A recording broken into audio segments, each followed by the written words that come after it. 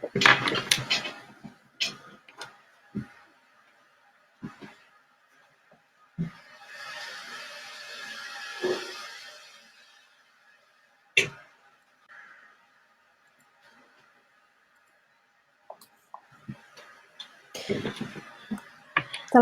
warahmatullahi wabarakatuh.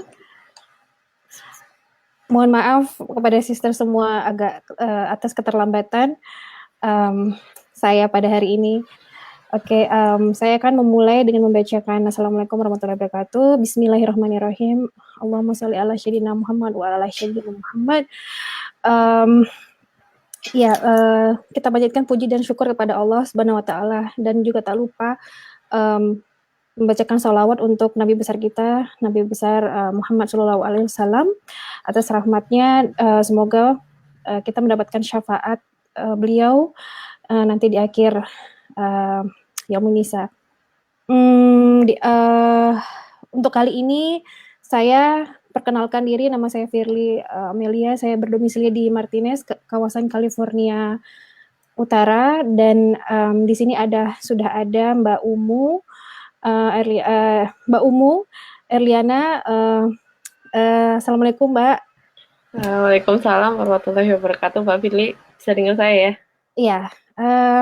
Baik, kali ini saya pada hari ini kita akan sama-sama membahas dan mendengarkan topik, yaitu mengenai serba-serbi ASI eksklusif.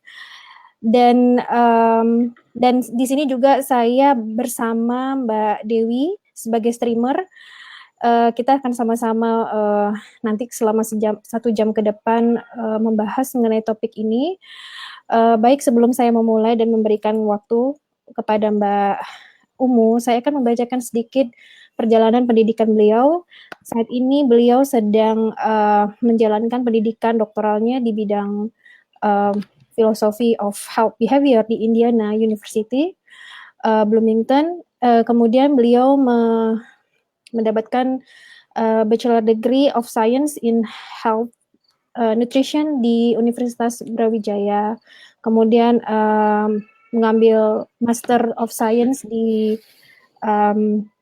San Luis University di Missouri. Dan saya akan membacakan beberapa pengalaman profesional beliau, yaitu mengajar di Universitas Brawijaya sebagai nutrition science, dan kemudian konsultan nutrition dan dietitian.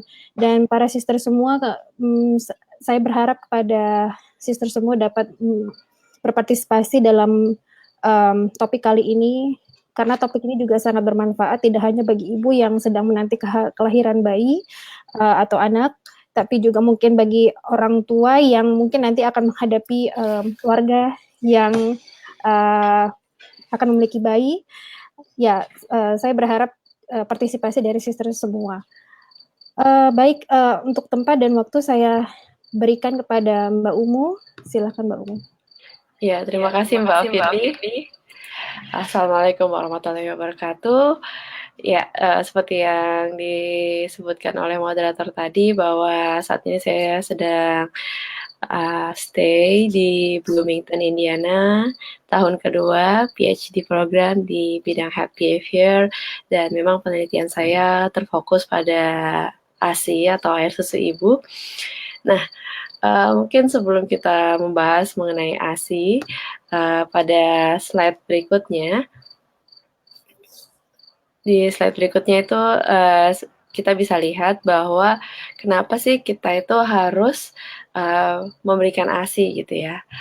Jadi di slide berikutnya ini kita bisa lihat bahwa standar emas dalam pemberian makanan bayi itu memang salah satunya adalah ASI eksklusif. Jadi yang pertama memang IMD atau inisiasi menyusu dini, di mana kita memberikan menaruh bayi di dada ibu selama minimal 1 jam. Jadi itu bisa dilakukan juga tidak hanya pada kelahiran normal, tapi juga pada kelahiran operasi atau sesar ya, seksio keisaria. Tapi dengan catatan kondisi dari bayi dan ibu itu dalam kondisi yang stabil. Oke, jadi IMD itu sangat penting untuk kesuksesan ASI eksklusif nantinya. Jadi penting sekali ya untuk para ibu mencari tempat persalinan yang bisa menunjang atau bisa mensupport ibu untuk melakukan inisiasi menyusui ini selama 1 jam. Jadi bukan hanya 20 menit, bukan hanya 30 menit, tapi minimal 1 jam. Seperti itu. Dan kondisi ini tidak harus dilakukan di ruang operasi atau di ruang persalinan, sambil berjalan dari ruang persalinan ke ruang rawat inap pun bisa dilakukan. Jadi sambil berperjalanan digendong bayinya di dada ibu seperti itu ya. Selama itu uh, tidak terputus, itu terhitung masih IMD gitu. IMD ini sangat penting sekali nanti dalam proses ASI eksklusif. Sebagian besar ibu yang sukses IMD akan bisa melakukan ASI eksklusif selama 6 bulan itu dengan lebih tinggi angka kesuksesannya seperti itu. Jadi penting sekali yang tadi saya sebutkan untuk bisa melakukan inisiasi menyusui dini di 1 jam pertama kelahiran. Tinggi angka kesuksesannya seperti itu. Jadi penting sekali. Kemudian rawat gabung. Rawat gabung ini juga penting ya, karena sebelum pulang ke rumah para ibu ini harus berlatih. Nah, berlatih di rumah sakit untuk melakukan proses menyusui gitu. Jadi rawat gabung ini penting, belajar bagaimana memahami anak itu laparnya kapan ya, anak itu kenyangnya kapan ya, ngantuknya kapan ya. Nah, seperti itu. Jadi sama-sama belajar, ibu belajar, anak pun belajar. Supaya belajarnya efektif, maka dilakukan rawat gabung, di mana ibu bisa melakukan pembelajaran bersama itu selama 24 jam. Jadi nggak perlu dipisah tempat perawatannya antara ibu dan bayi. Jadi nggak ada lagi ruang bayi. Jadi di ruangan ibu sudah disediakan juga box bayi, sehingga begitu anak mulai menangis atau mulai lapar ya tidak harus menunggu menangis. Jadi nanti pada lain kesempatan mungkin kita bisa bahas ya, ada tanda-tanda uh, tanda-tanda kelapar, tanda-tanda lapar seperti itu ya. Jadi nggak harus menunggu nangis ya. Salah satunya seperti menaruh tangan di dekat mulut seperti itu adalah salah satu tanda lapar bagi bayi. Nah, bagaimana kita bisa tahu ya, kita bisa lebih sensitif atau peka ketika kita berada di samping bayi kita seperti itu. Nah, dengan demikian ibu belajar gitu, belajar mulai sensitif. Oh, ini sudah mulai lapar, nggak perlu nunggu sampai nangis seperti itu. Makanya ibu-ibu yang bisa sukses ASI eksklusif biasanya bisa melewati IMD dan rawat gabungnya dengan baik seperti itu. Itulah sebabnya kita perlu shopping, perlu jalan-jalan gitu ya ke beberapa rumah sakit. Apakah rumah sakit ini menyediakan inisiasi menyusui dini dan rawat gabung? Itu penting sekali untuk ditanyakan sebelum proses kelahiran atau persalinan.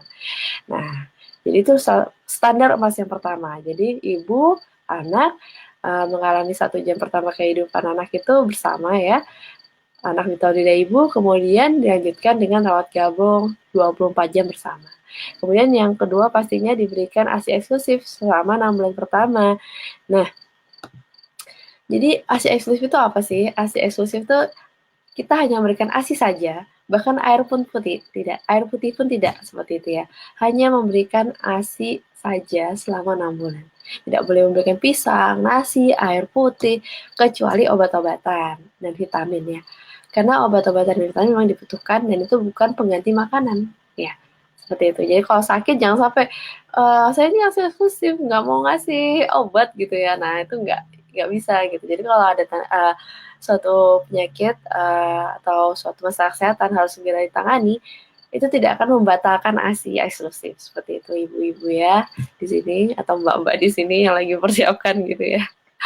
Jadinya kalau misalnya anak sakit boleh memberikan obat atau vitamin D ya, terutama kalau kita berada di Amerika ini AAP atau Konsil Kedokteran Anak Amerika pastinya mewajibkan untuk memberikan vitamin D. Nah, itu tidak akan membatalkan ASI eksklusif ya. Jadi ASI saja. Nah, kemudian yang tidak boleh tadi air putih, pisang, nasi, dan kawan-kawan, obat dan vitamin boleh. Seperti itu. Itu dilakukan selama 6 bulan. Baik melalui pompa maupun, maksudnya lewat di pompa ya, maupun melalui langsung gitu. Atau direct breastfeeding gitu. Nenen gitu ya ibaratnya. Seperti itu. Kemudian nanti setelah mulai 6 bulan diberikan MPASI atau makanan pendamping ASI. Nah, jadi kenapa? Karena kebutuhannya mulai tinggi, sementara ASI kan bentuknya cair ya. Itu energinya tidak mampu mencukupi untuk pertumbuhan yang sangat cepat seperti itu ya. Maka dibutuhkan pendampingnya ASI. Tapi ASI tetap yang utama atau air susu tetap yang utama. Tetap diberikan ASI, tapi diberikan mulai belajar makanan pendamping ASI seperti itu. Dan ASI pun tetap diteruskan sampai 2 tahun atau lebih. Ya, sesuai dengan keinginan ibu, bayi, dan ayah seperti itu. Jadi nggak perlu sampai dikasih cabai atau dikasih bakso, apa lagi ya. Jadi winning atau sapi itu diakan dengan cinta, winning with love judulnya, seperti itu. Nah, lalu kenapa juga kita harus memberikan ASI selain karena ASI tadi merupakan bagian dari salah satu standar emas makanan bayi gitu ya. Salah dua yang lainnya itu adalah karena ASI ini mengandung sel-sel hidup. ASI ini adalah air yang hidup, bukan seperti susu formula atau makanan lain. Jadi ASI ini mengandung sel-sel hidup, DNA ibu, hormon, enzim-enzim aktif, serta berbagai macam imunoglobulin, ya zat-zat yang bisa membantu untuk proses kekebalan tubuh sehingga bayi ini lebih kuat ya. Kemudian faktor-faktor pertumbuhan serta zat lain yang memiliki komponen struktur yang sangat unik sehingga mustahil untuk dapat ditiru oleh formula. Jadi memang ASI ini tidak bisa ditiru oleh formula. Oleh karena itu penting sekali untuk memberikan ASI selama 6 bulan pertama ini. ASI saja selama 6 bulan pertama ini sangat penting. Karena ibaratnya itu adalah fondasi dari apa? Fondasi dari ketahanan tubuh kita. Jadi ibaratnya tentaranya harus lengkap dulu gitu ya sebelum benda-benda asing masuk. Seperti itu. Dari mana? Dari makanan pastinya, ya. Dari makanan yang lain seperti itu.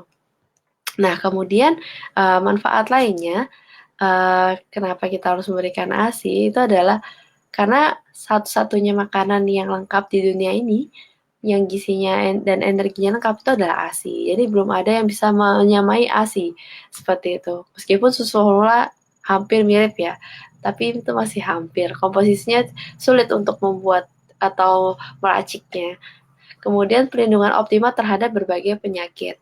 Jadi memang tadi yang seperti disebutkan di slide sebelumnya bahwa ada namanya imunoglobulin. Nah, di susu formula itu tidak bisa selengkap yang ada di ASI seperti itu.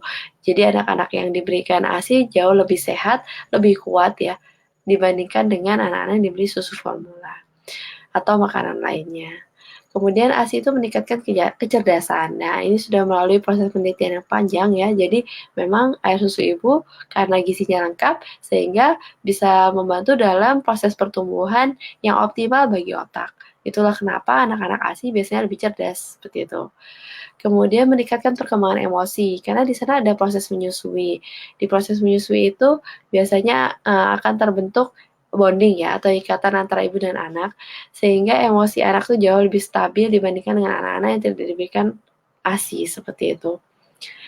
Kemudian menjadi anak yang soleh-soleha, nah ini penting sekali karena di sana ketika kita sedang melakukan proses menyusui selama 6 bulan minimal ya, biasanya kita kan sambil menyusui itu akan menanamkan nilai-nilai positif seperti itu, membacakan doa, mengatakan yang baik, hal-hal yang baik pada saat proses menyusui, pada saat mereka ada di pangkuan kita, pada saat nenek itu, dan kita juga bisa melakukan sholawat seperti itu ya, baca doa seperti itu. Nah, itu sebabnya anak-anak yang diberikan ASI selama minimal 6 bulan eksklusif itu biasanya melalui proses penelitian pun menjadi anak yang jauh memiliki kepribadian yang baik seperti itu. Nah, manfaat lainnya ASI ini bisa mencegah pendarahan pasca persalinan dan resiko anemia. Nah, kenapa? Karena biasanya tadi pada saat proses inisiasi menyusui ini ya, bayi kan nenen. Nah, kaki bayi itu pada saat nenen di dada ibu pertama kali itu biasanya akan menendang-nendang ke bagian perut. Nah, proses itu ada artinya. Jadi itu seperti massage bagi rahim. Sehingga proses untuk penyembuhannya itu lebih cepat, sehingga pendarahan itu akan lebih cepat untuk berhenti, lebih cepat stopnya. Nah, dengan lebih cepat stop, otomatis darah yang keluar itu akan lebih minimal, sehingga proses perdarahan itu akan lebih minimal gitu pasca persalinan. Dan resiko anemia pun bisa juga diturunkan. Kalau darah yang keluar sedikit dari tubuh, otomatis resiko anemia akan menurun seperti itu. Kemudian menunda kesuburan. Nah, ini ASI bisa menjadi KB alami, tapi yang bisa menjadi KB alami itu adalah ASI eksklusif. Setelah sudah tidak eksklusif 6 bulan lagi atau sudah ada sebelum 6 bulan aja, misalnya ibu memilih untuk eksklusif selama 4 bulan seperti itu ya. Beberapa memilih 4 bulan. Nah, setelah misalnya 4 bulan memberikan makanan selain ASI, nah itu sudah bukan menjadi KB lagi. Jadi KB ini, KB alami yang diberikan oleh ASI hanya bisa berlaku sampai ibu memberikan hanya ASI saja seperti itu atau ASI eksklusif. Kemudian mengecilkan rahim yang tadi saya katakan bahwa proses menyusui ini ada proses di mana bayi menendang-nendang perut ibu. Itu ada artinya di mana itu seperti massage ya buat perut ya, buat rahim sehingga rahim itu lebih mudah untuk mengecil, lebih cepat untuk mengecil. Kemudian menimbulkan ikatan batin yang kuat atau bonding ya antara ibu dan anak. Nah, ini sudah tadi disebutkan juga bahwa proses menyusui biasanya ada bonding, ikatan antara ibu dan anak, ada tatapan mata, ada kontak sentuhan, kontak rasa. Biasanya kita juga sambil membelai rambut anak gitu ya dan sebagainya. Itu bisa menimbulkan ikatan batin yang kuat antara ibu dan anak. Kemudian mengurangi kemungkinan osteoporosis, rematik, dan DM.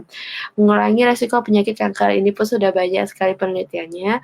Pengaruh terhadap sifat ibu. Jadi ibu akan lebih sayang kepada anaknya. Karena ya tadi ada proses bonding di sana sehingga ibu itu menjadi lebih sayang terhadap anak. Lalu portable dan praktis karena kita nggak perlu merebus air ya, mencuci botol sebenarnya seperti itu. Kalau pakai direct breastfeeding seperti itu. Jadi sangat praktis sekali, tinggal kita buka pakaian kita, lalu anak bisa langsung menyusu dari ibu dan tidak merepotkan. Ya pastinya juga hemat waktu ya tadi itu karena kita tidak perlu mempersiapkan botol, tidak perlu merebus air ya, meracik susu formula ya, seperti itu ya. Kemudian menunggu sampai dingin gitu kan.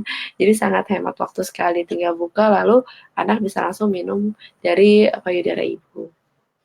Nah, terus apa lagi sih yang perlu kita perhatikan pada saat proses pemberian ASI eksklusif ini? Salah satunya adalah refleks prolaktin. Jadi, apa itu refleks prolaktin? Refleks prolaktin ini adalah semakin banyak ASI dikeluarkan dari payudara, semakin banyak produksi ASI.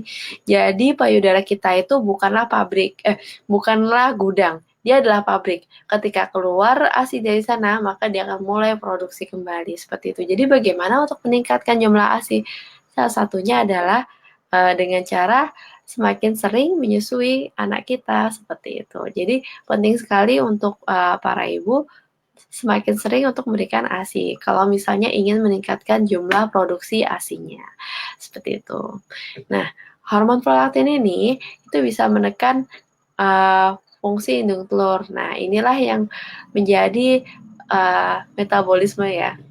Ini menjadi alasan kenapa tadi bisa dikatakan pemberian ASI eksklusif itu bisa membantu untuk menjadi KB alami sehingga bisa menjarangkan kehamilan. Jadi menjadi jarak kehamilan seperti itu. Jadi jangan sampai ke apa ya namanya?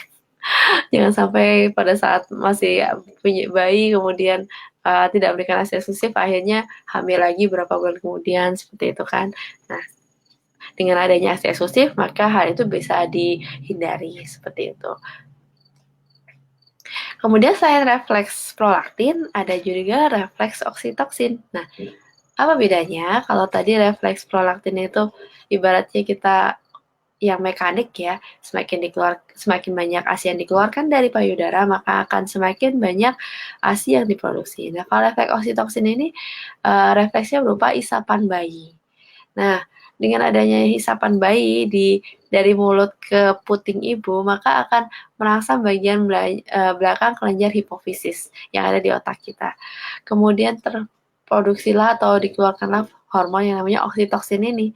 Nah, oksitoksinnya akan mengalir menuju ke payudara sehingga otot-otot yang mengelilingi pabriknya ASI tadi itu akan mulai menguat sehingga akan dihasilkan dan disalurkanlah ASI gitu. Nah, kalau misalnya refleks ini tidak bekerja, maka ASI akan lebih sedikit diproduksi seperti itu. Nah, jadi itulah kenapa penting untuk meningkatkan jumlah oksitoksin ini. Gimana caranya untuk meningkatkan hormon oksitoksin ini sehingga bisa diproduksi ASI dalam jumlah yang banyak? Yang pertama, ibu harus dalam keadaan tenang, tidak boleh panik ya dalam proses menyusui. Misalnya lagi sedang pusing atau apa, ibu bisa mandi dulu, mandi air hangat dulu, ibu bisa minta pijit seperti itu ya. Massage oleh suami, oleh bapak, dibantu untuk massage, atau mendengarkan lagu, atau mendengarkan murotal Al-Quran, bersolawat, seperti itu. Intinya adalah membawa diri ibu menjadi lebih tenang. Itu bisa meningkatkan hormon oksitoksin. Kemudian, ini penting juga untuk ibu-ibu yang bekerja ya, atau tidak bisa melakukan direct breastfeeding atau nenek secara langsung. Ibu melihat, mencium, mendengar celotehan atau tangisan bayi. Gimana caranya? Bisa dengan video call atau ibu merekam melalui HP. Ya, itu untuk respon panca indera. Jadi menciumnya gimana? Menciumnya adalah dengan membawa baju bayi yang sudah pernah dipakai. Jadi mencium bau badan bayi melalui baju bayi tersebut. Jadi dicium gitu ya sambil memompa. Seolah-olah bayi ada di dekat ibu seperti itu. Dengan mencium baju tadi. Kemudian mendengar celoteh tadi bisa lewat video, dengan direkam, seperti itu ya. Dan juga tangisan bayi ya, bisa direkam, nanti didengarkan pada saat pompa, saat di kantor, seperti itu. Kemudian ibu memikirkan bayi dengan kasih sayang. Jadi ibu teringat gitu ya pada saat dekat dengan bayi, seperti itu. Itu akan meningkatkan hormon oksitoksin dan meningkatkan produksi ASI. Kemudian ayah menggendong dan menyendawakan bayi. Seperti itu, melihat ayah menggendong itu akan menjadikan ibu lebih tenang dan bahagia sehingga hormon oksitoksin meningkat. Lalu akhirnya produksi ASI pun meningkat. Lalu ayah mengganti popok bayi, bermain dengan bayi, bergurau dan memijat bayi, itu semua bisa meningkatkan hormon oksitoksin dan membantu meningkatkan proses produksi ASI. Nah, jadi di slide berikutnya bisa kita lihat gambarnya. Gambar dari aktivitas yang bisa meningkatkan produksi oksitoksin dari ibu sehingga produksi ASI pun akan meningkat seperti itu. Jadi untuk ayah-ayah zaman now gitu ya, nggak perlu malu untuk bisa mengganti popok, untuk bermain dengan bayi, seperti itu ya, menggendong bayi, itu adalah hal yang sangat trending di saat ini ya. Hal-hal inilah yang bisa meningkatkan kesuksesan, angka kesuksesan dari proses ASI eksklusif selama 6 bulan.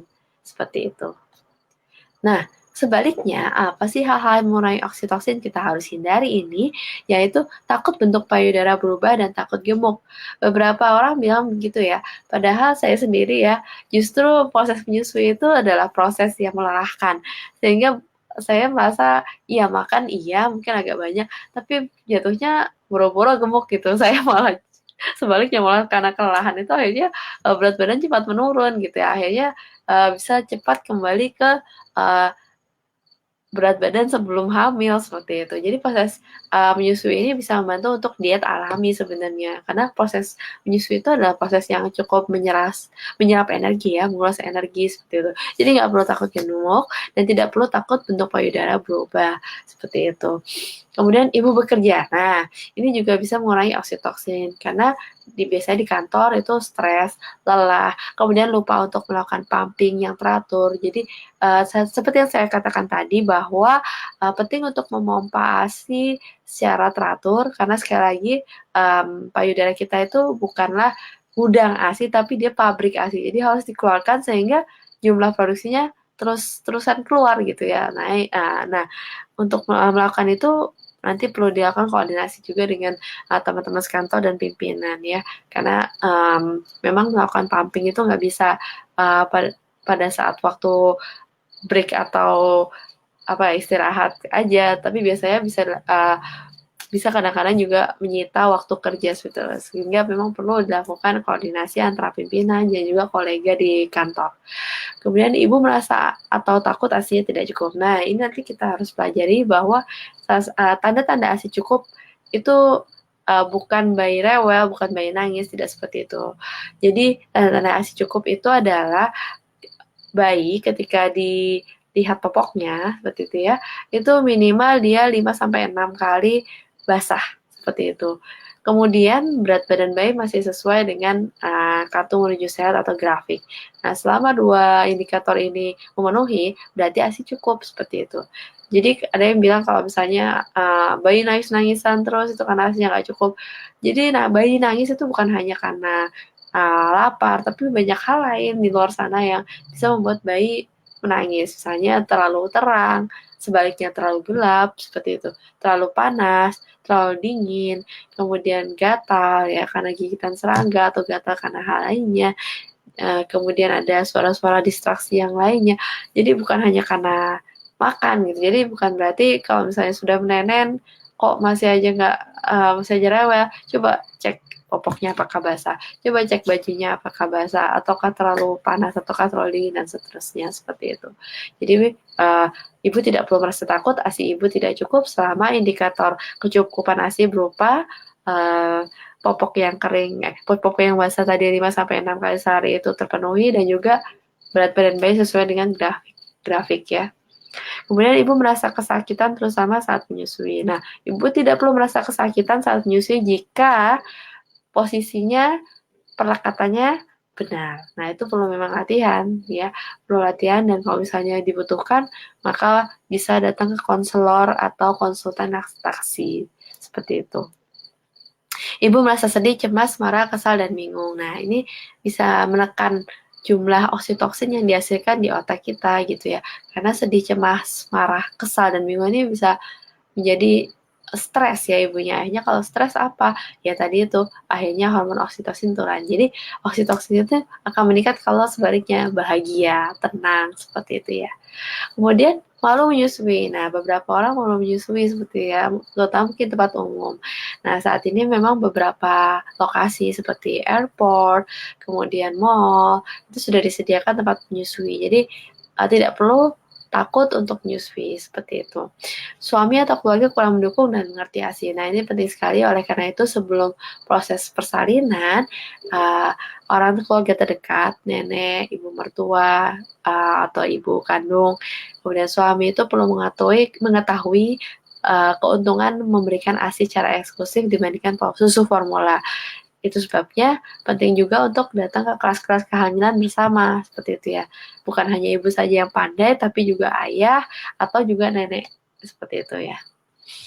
Nah, tadi kita berbicara mengenai hal-hal yang meningkatkan oksitoksin. Salah satunya dengan adanya posisi dan pelekatan yang baik. Nah, posisi yang baik itu bisa menunjang dalam proses menyusui sehingga proses menyusui itu menjadi nyaman, baik nyaman pada ibu maupun pada bayinya seperti itu. Kalau bayinya nyaman, bayi bisa bertahan lama melakukan ASI minimal 30 menit seperti itu. Jadi posisi ini juga penting bukan hanya bagi ibu ya untuk mencegah kesakitan pada saat proses menyusui, tapi juga nyaman bagi anak yang ibaratnya kalau makan posisinya enak seperti itu kan. Nah, posisi dasarnya adalah posisi badan ibu. Ibu itu sebaiknya badannya agak tegak, bisa juga agak miring, tapi memang sebaiknya agak tegak seperti itu ya. Di belakang bisa ditaruh bantal ya, karena mau nyusui itu sekali lagi tidak bisa hanya 5 menit ya, rata-rata 20 menit ke atas seperti itu. Jadi supaya agak tegak seperti ini, itu dibutuhkan penopang ya di belakang. Jadi sender ke dinding atau sender ke tempat yang nyaman ya di kursi. Seperti itu, dia juga dikasih bantal di bagian pinggang. Nah, kemudian posisi badan ibu dan bayi itu harus pas ya. Ibaratnya dia harus antara perut bayi dan perut ibu itu menempel. Itu kuncinya. Jadi mau nanti bayinya itu menghadap, kalau sudah tinggi ya, kalau sudah panjang bayinya, nanti proses menyusunya itu nggak nyamping lagi, tapi bisa kepalanya di bawah leher ibu seperti itu. Nah, posisi yang pas itu intinya adalah tadi perut bayi dan perut ibu itu menempel, gitu ya, seperti itu. Kemudian posisi mulut dan payudara ibu itu adalah namanya posisi pelekatan. Nah, ini juga ada kuncinya nanti ya. Kuncinya adalah bayi harus terbuka lebar dulu mulutnya, baru memasukkan seluruh bagian hitam yang ada di payudara ibu. Jadi bukan hanya putingnya saja, tapi seluruh areola atau bagian hitam dari payudara ibu itu harus masuk. Seperti itu. Nah, kemudian dagu bayi itu harus menempel di payudara ibu. Hidungnya tidak menempel ke payudara. Kalau dagunya nempel, hidungnya biasanya tidak akan menempel. Sehingga nanti bayi bisa napas. Kalau bayi napasnya enak, menempelnya juga enak, seperti itu, maka bayi bisa menyusui minimal selama 30 menit gitu. Jadi penting sekali posisi dasarnya kita pelajari, pelekatannya kita pelajari, sehingga ASI eksklusif ini bisa sukses seperti itu. Nah, ini ada beberapa posisi ya. Posisi cradle atau Madonna yang biasa kita ini ya, posisi standar ibaratnya. Kemudian posisi football atau bawah lengan, itu biasanya kalau bayinya cukup besar, maka susah untuk memegang bayi melalui melalui tangan kita, itu agak susah. Nah, jadi ada namanya posisi football atau di bawah lengan. Kemudian double football, bawah lengan kanan dan kiri kalau misalnya bayinya twins atau kembar. Lalu posisi cross cradle atau transisi. Biasanya kalau kita pakai payudara kiri, maka tangan kiri lah yang kita pakai kan untuk menopang bayi atau menggendong ya. Nah, kalau posisi transisi ini sebaliknya, kita pakai payudara kiri, tapi menopangnya pakai tangan kanan. Seperti itu. Kemudian posisi tidur atau miring.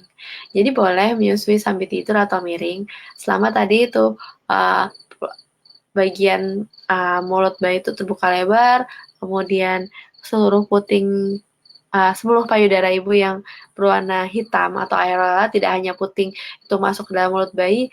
Nah, selama tidur miring itu tidak apa-apa. Posisi badan ibu dan bayi itu bisa tetap melakukan menyusui meskipun miring, seperti itu. Nah, bisa dilihat lagi ya di slide ini nomor 1 sampai 6 ada posisi yang standar, kemudian posisi bawah lengan gitu ya, twins gitu, transisi sambil tidur, dan juga crisscross ya. Ini juga berlaku pada bayi twin. Nah, lalu gimana tata laksana memposisikan bayi ini gitu ya. Jadi ini lebih detailnya ya. Jadi letakkan kepala bayi pada pertengahan dengan bawah ibu, lalu pegang bagian belakang dan bahu bayi, hadapkan seluruh badan bayi ke badan ibu. Jadi ibaratnya kalau kita makan itu kepalanya benar-benar ke bagian payudara gitu, bukan hanya badannya aja, bukan hanya kepalanya saja, tapi seluruh kepala dan badan itu harus posisinya persis menghadap ke ibu, ke dada ibu, ke badan ibu. Lalu lekatkan dada bayi pada dada ibu. Bayi datang dari arah bawah sehingga bayi menengadah, dagu bayi melekat pada payudara ibu. Jadi dagunya yang melekat, bukan hidungnya yang melekat.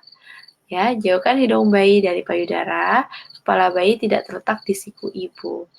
Lalu bahu dengan lengan ibu tidak tegang dan posisi dalam natural. Ya, karena kalau tegang atau capek, akhirnya produksi oksitoksin ini tadi rendah. Nah, sehingga apa? Air susu ibunya pun akan berkurang, produksinya rendah seperti itu. Jadi bayi nanti mulai merengek, kok udah disep-isep nggak ada asinya gitu.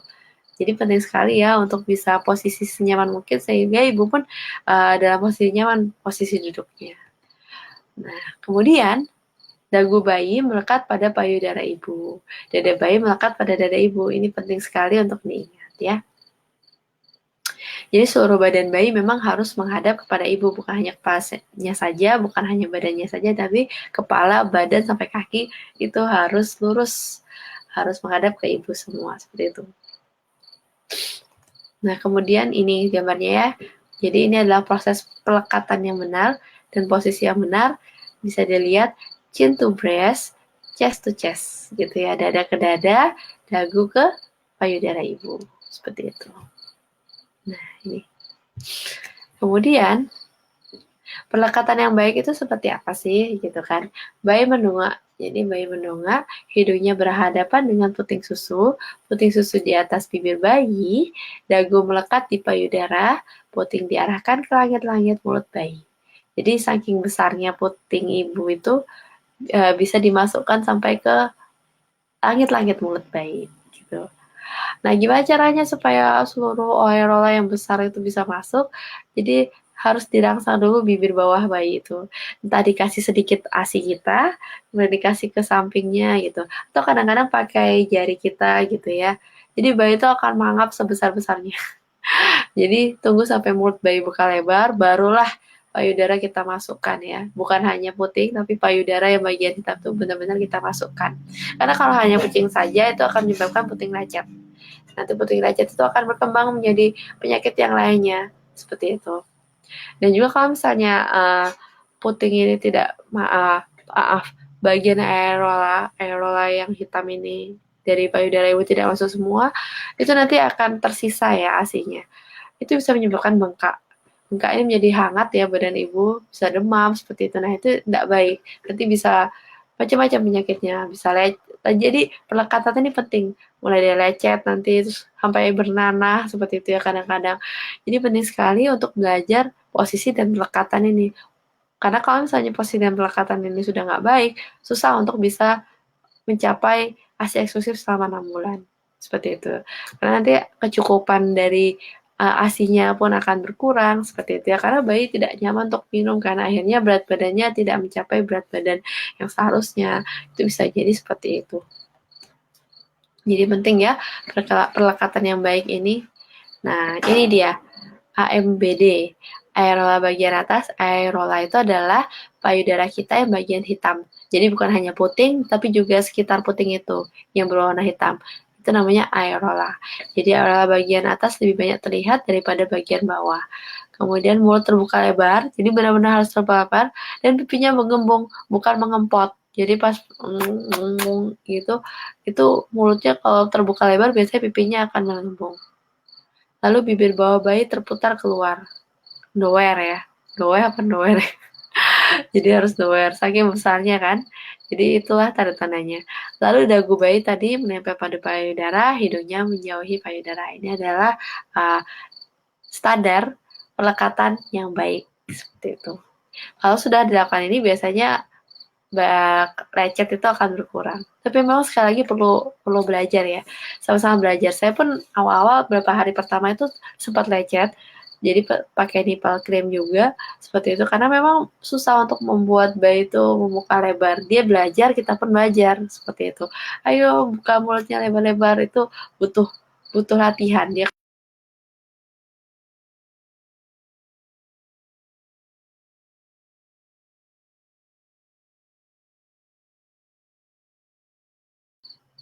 oh ya, tadi sempat ini. So, maaf tadi sempat ke klik back. Oke. Okay.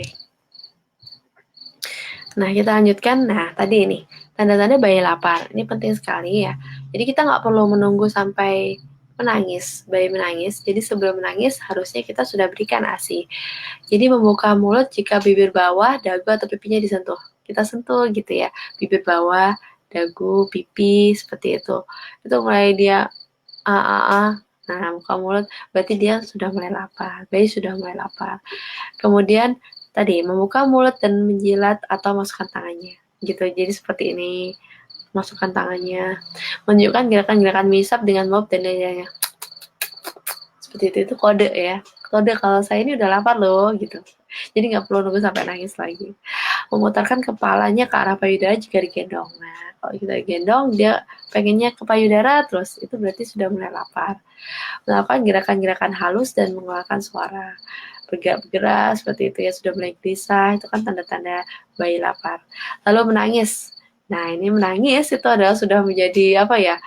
Tanda lapar tingkat lanjut seperti itu ya. Karena itu udah ibaratnya ini kodenya nggak kebaca mulu ya sama ibu saya gitu. Akhirnya terakhir jurus atau senjata paling ampuh terakhir adalah menangis gitu ya. Jadi ini adalah terakhir justru ya, sudah terlambat sebenarnya. Jadi jangan sampai menunggu bayi menangis, sebenarnya bisa dilakukan tadi itu, dilakukan proses menyusui sebelum bahkan bayi menangis. Nah, bahkan ketika ibu di kantor, bayi di rumah, ibu itu merasakan payudaranya penuh. Nah, itu berarti bayi sedang lapar di rumah. Seperti itu, subhanallah ya.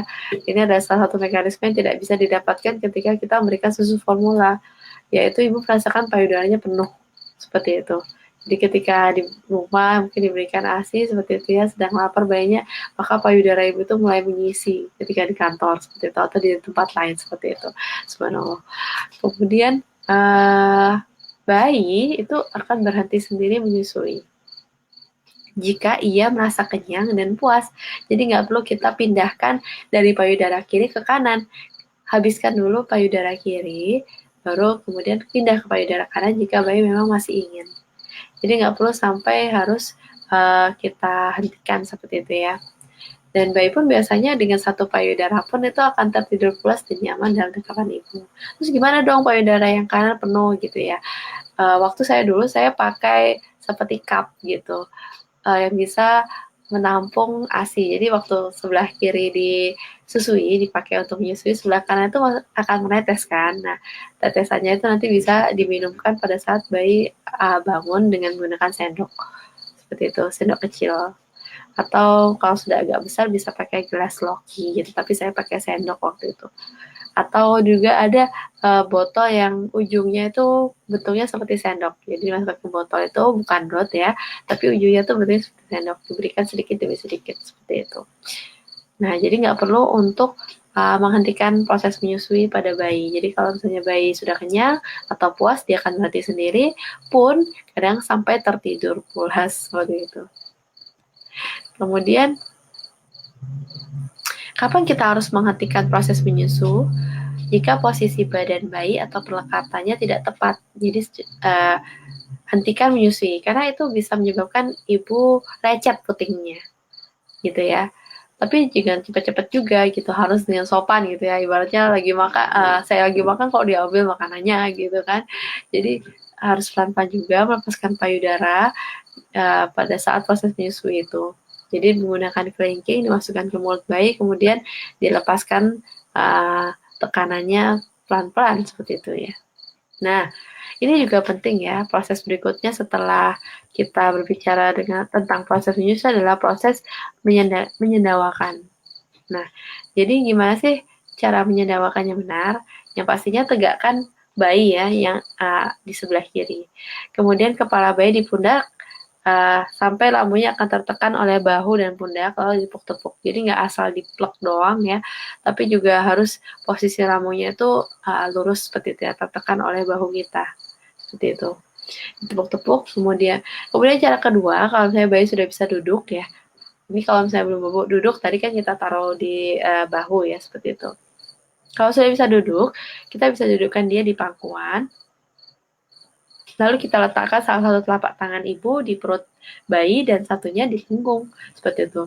Nah, condongkan badan bayi sampai sebagian berat badan bayi tertumpu pada tangan yang menunjang perut tadi. Jadi agak dimiringkan, lalu ditepuk-tepuk seperti itu oleh ayah maupun oleh ibu. Jadi ayah bisa membantu proses menyendawakan ini karena ibu sudah lelah untuk dandanin gitu ya, udah lelah untuk menyusui. Biasanya kita serahkan ke ayah gitu ya, ayah yang akan menyendawakan seperti itu. Karena proses sendawa ini nggak sebentar ya. Kita bisa sampai 10 sampai 15 menit sampai menunggu bayi gitu. Penting sekali ini karena bisa gumoh seperti itu salah satunya ya. Perut bayi jadi tidak enak, bayi akan menangis seperti itu kalau tidak disendawakan. Seperti itu. Nah, berikutnya kita akan bicara ASI yang cukup. Nah, ini juga penting ya. Banyak sekali yang akhirnya ASI eksklusifnya batal karena pikiran-pikiran yang negatif tadi ya.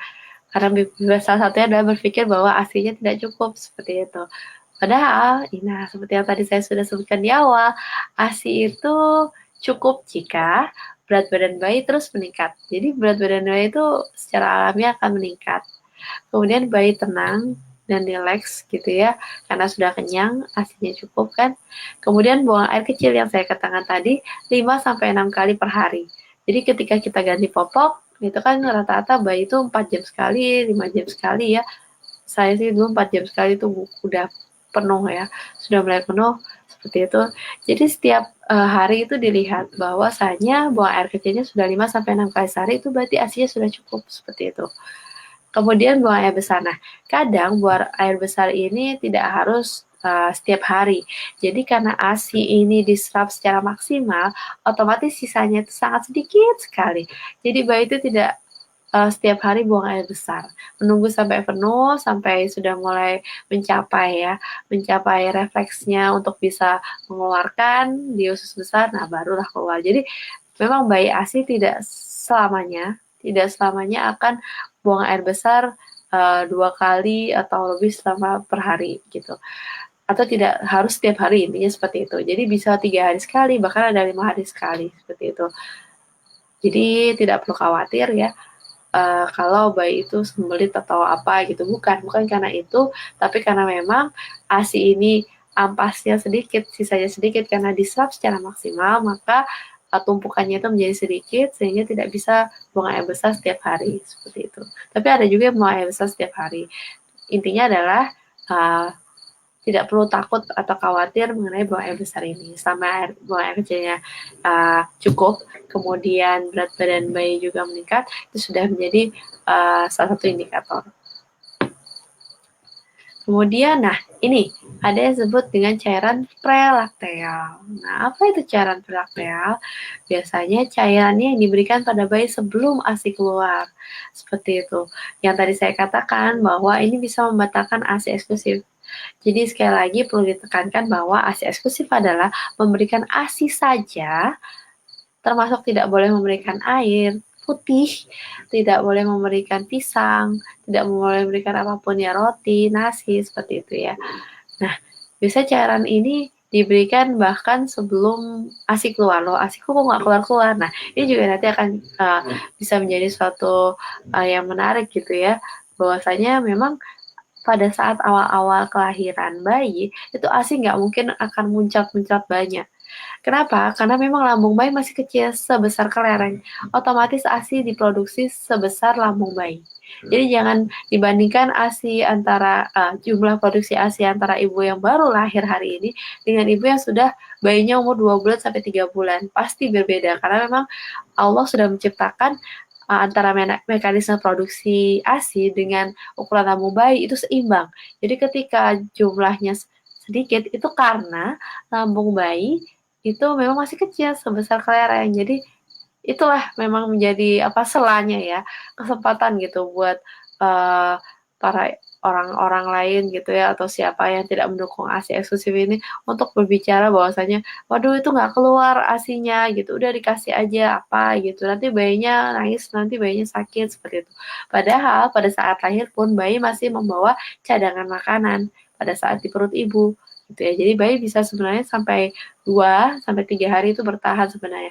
Tapi tenang saja, pastilah hari kedua itulah atau hari ketiga pasti akan mulai menetes. Walaupun hanya 2 sampai 3 sendok makan. Karena tadi yang saya katakan bahwa lambung bayi itu ukurannya masih seukuran kelereng gitu. Jadi jangan sampai kita berpikir kalau ASI kita sedikit gitu ya.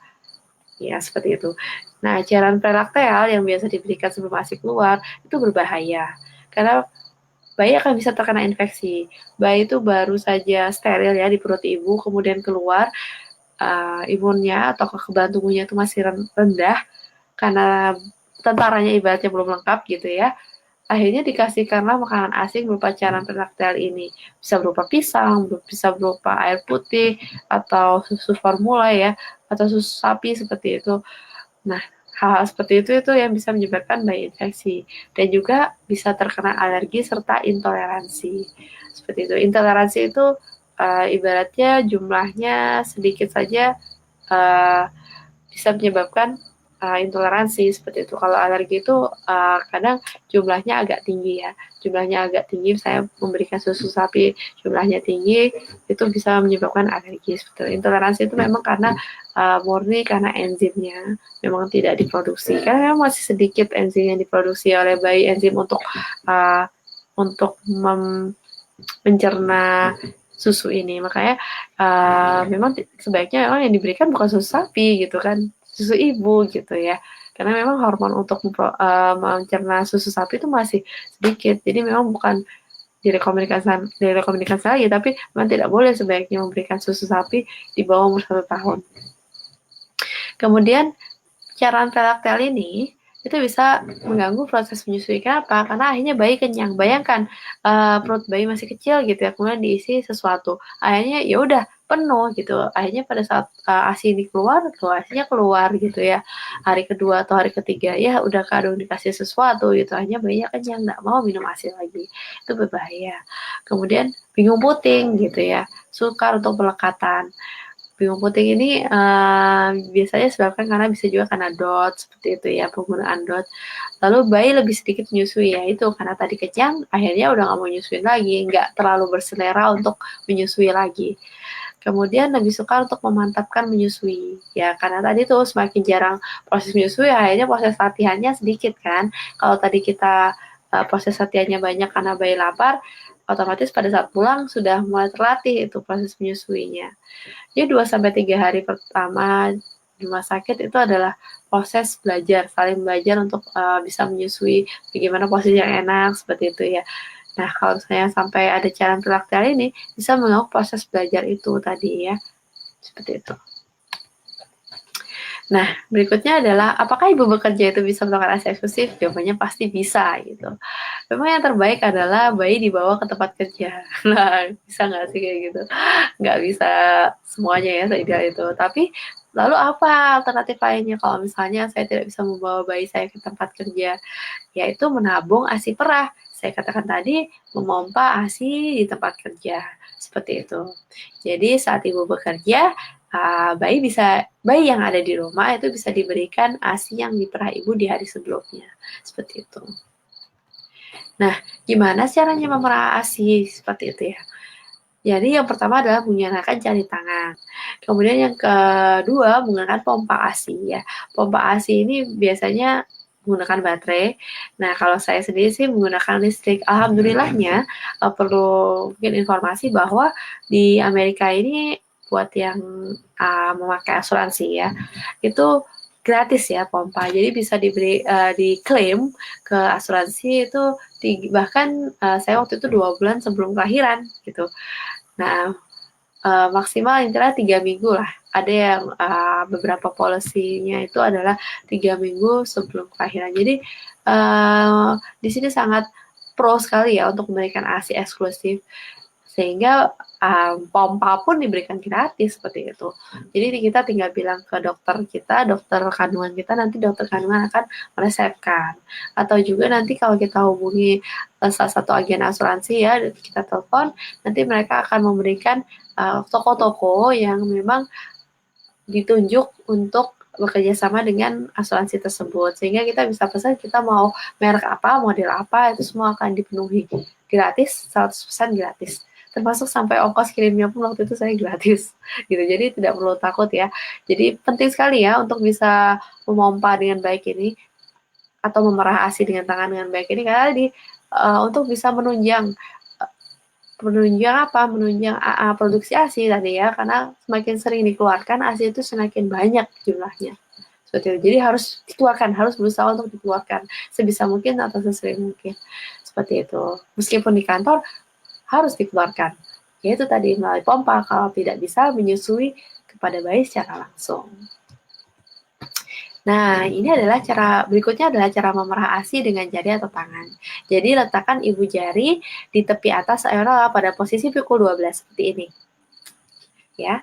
Jadi, ibaratnya ini ada payudara, kita taruh seperti ini. Tep, seperti itu. Lalu kita mulai meletakkan jari telunjuk pada posisi pukul 6 ya. Ketiga jari ini menyanggai payudara kita. Lalu dengan kedua jari tadi tekan payudara ke dalam arah dinding rongga tanpa ibu jari berubah posisi. Jadi ditekan payudaranya ditekan ibu ya, bukan areolanya, bukan bagian putingnya. Karena ini ibaratnya adalah bagian puting dan sekitarnya yang hitam ini adalah ibaratnya adalah selangnya.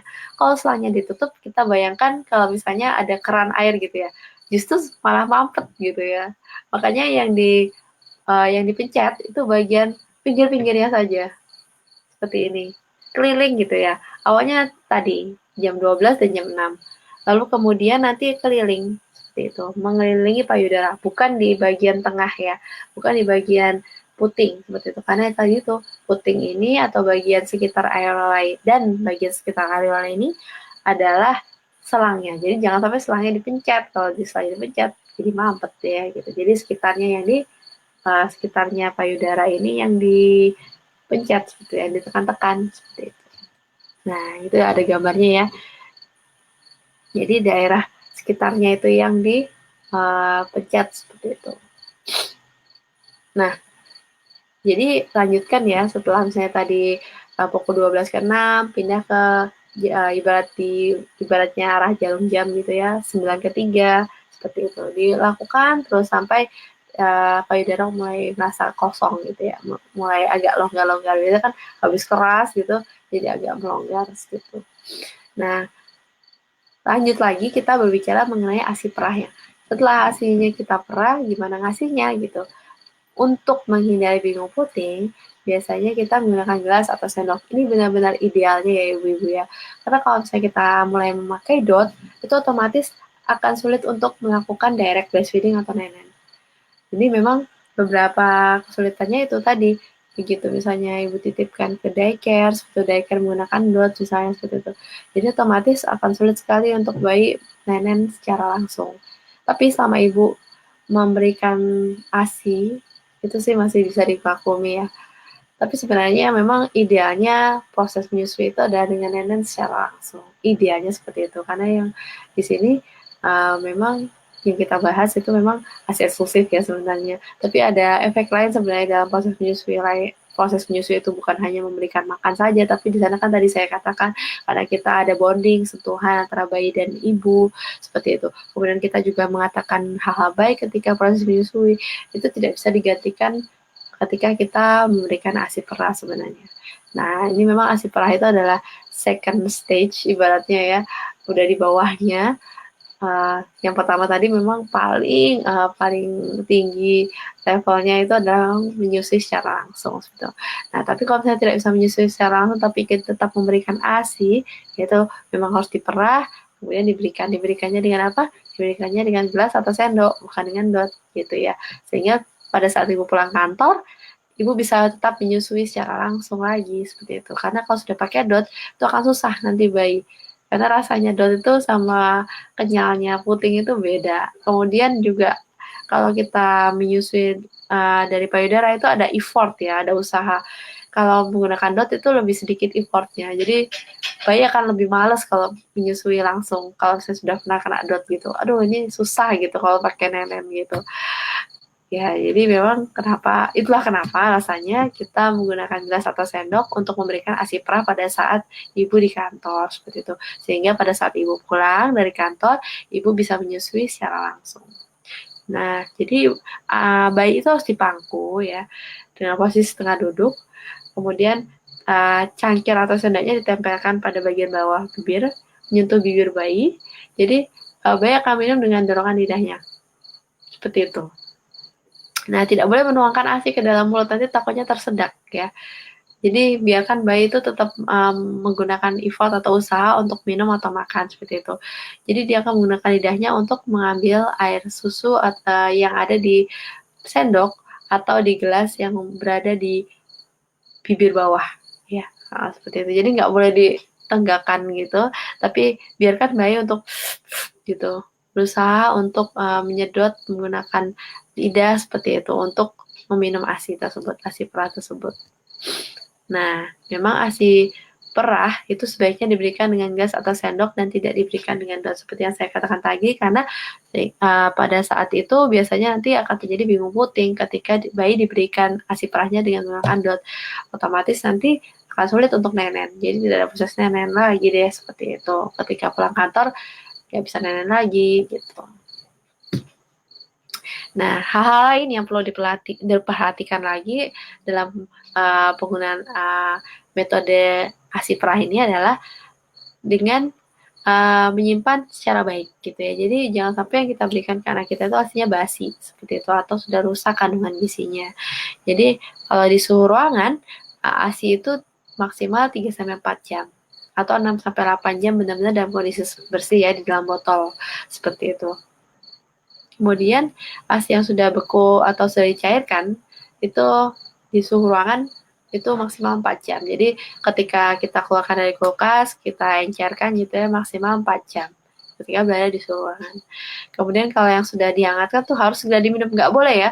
Harus habis dihangatkan dimasukkan kulkas lagi itu sudah nggak boleh kalau ASI, nanti menjadi rusak kandungan gizinya, proteinnya seperti itu. Nah, sisa diminum itu maksimal 1 jam. karena sudah terkontaminasi dengan air ludah sehingga banyak bakteri di sana. Jadi maksimal 1 jam. Kalau sudah lebih dari 1 jam, ASI itu harus dibuang. Makanya dituangkannya sedikit saja, sedikit demi sedikit, nanti tambah lagi seperti itu. Karena kalau tadi itu kalau sudah terkena air ludah, sudah intak dengan mood bayi seperti itu maksimal 1 jam. Kalau enggak, sisanya harus dibuang deh, gitu. Kemudian penyimpanan lainnya itu dengan menggunakan cooler bag. Nah, ini buat ibu-ibu yang tadi di kantor ya, itu ASI perahnya dimasukkan ke tas es gitu ya. ASI yang segar dimasukkan di tas es itu bisa langsung diminum maksimal 1 hari. Jadi bisa ditaruh pada saat piknik ya misalnya, atau pada saat perjalanan seperti itu. Nah, itu bisa pakai cooler bag. Itu bisa bertahan sampai 1 jam perjalanan. Kemudian lemari es. Lemari es yang dimaksud di sini adalah lemari es yang seperti daging gitu ya, atau ice cream yang 0 sampai 4 derajat. Itu 3 hari optimalnya, 8 hari jika sangat bersih. Nah, lemari es bagian bawah itu ya yang agak semeriwing-semeriwing, karena kenapa? Karena sering dibuka tutup juga gitu ya. Dibuka tutup kulkasnya kan, kalau lemari es bagian bawah yang suhunya 0 sampai 4, makanya ASI segar itu hanya bisa bertahan 3 hari atau 8 hari jika kondisinya sangat bersih, seperti itu. Kemudian freezer bagian atas, kalau kulkasnya 2 pintu bagian atas, kalau kulkasnya 1 pintu bagian yang kecil ya, intinya adalah yang membekukan es gitu ya, yang ada esnya seperti itu bisa bertahan kalau lemari es 1 pintu itu adalah 2 minggu. Sementara yang 2 pintu maksud saya, itu bisa bertahan sampai 3 hingga 6 bulan. Nah, freezer tunggal itu adalah yang bagian seperti es krim ya, es krim atau makanan-makanan beku seperti itu biasanya. Nah, itu freezer tunggal. Nah, itu bisa sampai 6 hingga 12 bulan, luar biasa ya. Kalau sampai sekarang ini kalau di Indonesia banyak tempat untuk menyewakan itu lemari es, freezer seperti itu. Nah, sekian ya dari saya, kurang lebihnya saya mohon maaf jika ada yang kurang. Saya kembalikan lagi ke moderator. Silakan Mbak Firly.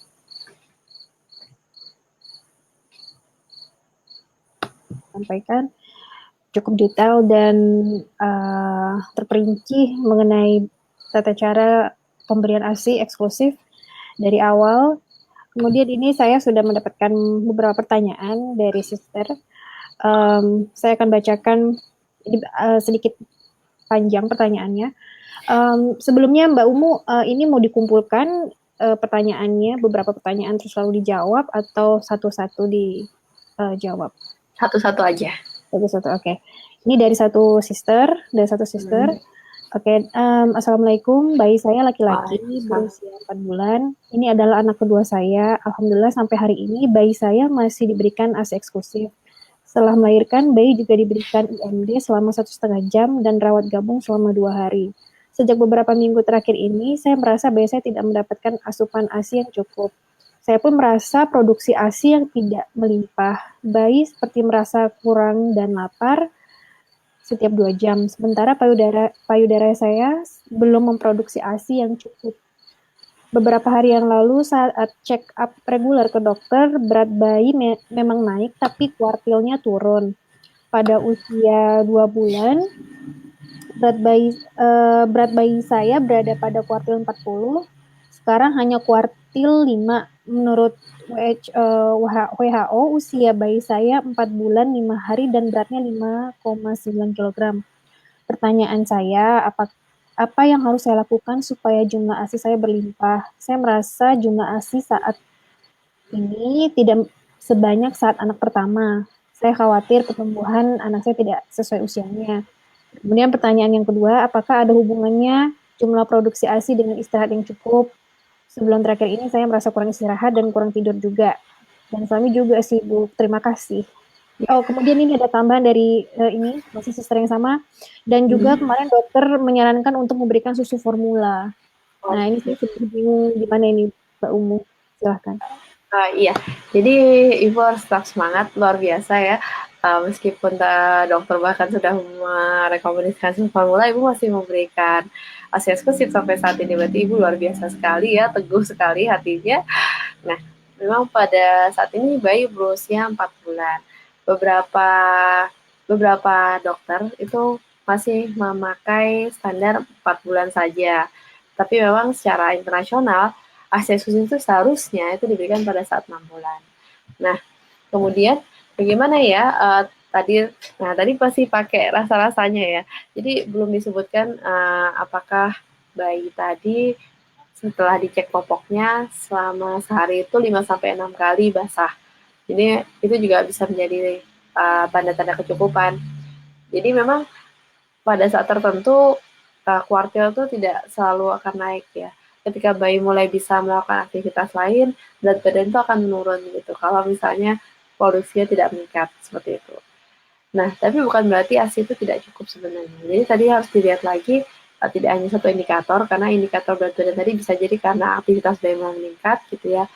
Nah, yang kedua adalah harus cek lagi tadi diapersnya atau popoknya seperti itu. Jadi sekali lagi coba dicek dulu popoknya selama beberapa hari diobservasi 5 sampai 6 kali sehari apakah basah, setiap 4 jam diganti ya. Nah, kalau basah berarti tetap masih cukup. Berarti turunnya berat badan bayi itu bukan karena ASI tidak cukup, tapi memang sedang menurun saja karena memang aktivitas tinggi, growth-nya lagi tinggi seperti itu. Jadi kadang-kadang memang agak menurun berat badan bayi gitu.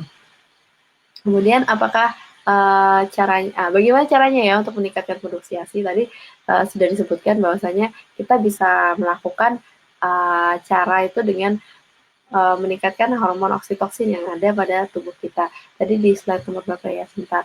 Kita tingkatkan jumlah oksitoksin pada ibu seperti itu ya. Jadi ibu itu berusaha untuk dalam keadaan tenang. Nah, kemudian melihat, mencium, mendengar celoteh atau tangisan bayi seperti itu ya. Di slide nomor 8 itu kemudian pokoknya intinya adalah bagaimana caranya kita harus menciptakan suasana yang bisa meningkatkan hormon oksitoksin tadi. Bisa juga minum teh hangat seperti itu. Atau kalau ibu suka es krim, ibu bisa minum es krim. Tidak ada pantangan makan makanan enak seperti itu. Dan hal lain ya seperti belanja itu juga bisa meningkatkan hormon oksitoksin ya. Membeli barang kesukaan, melakukan hobi, mandi air hangat, masak atau pijat seperti itu. Intinya hal-hal tersebut yang membuat ibu bahagia itu bisa meningkatkan produksi ASI. Jadi ibu tidak perlu khawatir. Nanti check up berikutnya kita lihat lagi apakah berat badan bayi turun apa tidak. Tapi intinya adalah selama tanda-tanda ASI cukup ya, yang saya sebutkan lagi di slide berapa tadi ya. Tanda-tanda kecukupan ASI tadi sudah terpenuhi, itu ibu tidak perlu takut lagi untuk tidak memberikan formula gitu ya. Formula itu nanti bisa dilakukan setelah setahun ke atas juga bisa gitu. Kapan-kapan bisa. Intinya adalah yang penting adalah kita bagaimana eksklusif dulu selama 6 bulan.